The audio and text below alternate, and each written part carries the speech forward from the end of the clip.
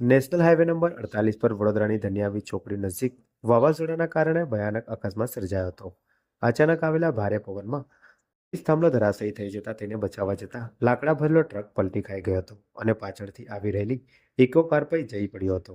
આ સમગ્ર ઘટના નજીકમાં લાગેલા સીસીટીવી કેમેરામાં કેદ થઈ ગઈ છે.